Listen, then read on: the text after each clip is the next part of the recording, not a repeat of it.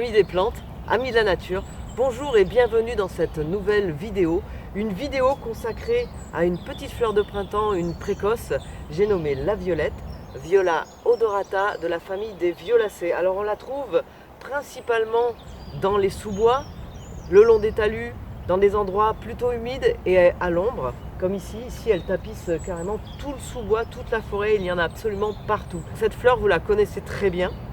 C'est une petite fleur toute petite qui est composée de 5 pétales, 3 vers le bas, 2 vers le haut, et qui exalte un parfum doux, singulier, que tout le monde connaît. Parfum qui va nous permettre de réaliser certaines préparations culinaires, notamment nous nous retrouverons pour la préparation d'un sirop. Mais on peut également cristalliser ces fleurs pour en faire des petits bonbons ou alors les monter en mousse. Les feuilles de cette fleur sont dites cordiformes, c'est-à-dire en forme de cœur. Et ces feuilles sont utiles car côté médicinal, la partie utilisée de la violette, c'est essentiellement toute la partie aérienne.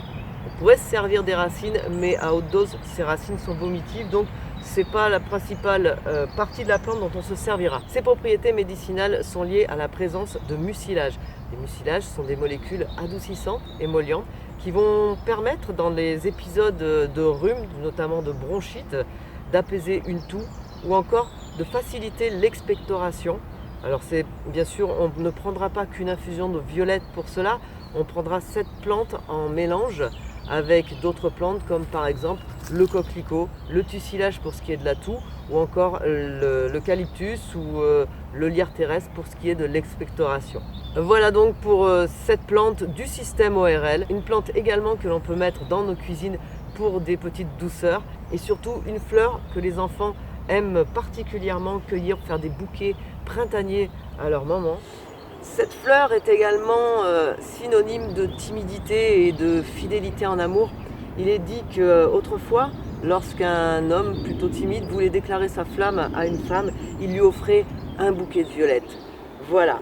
En attendant, elle couvre le sol. C'est une plante qui aime la fraîcheur des bois et vous allez la rencontrer un petit peu partout en cette saison.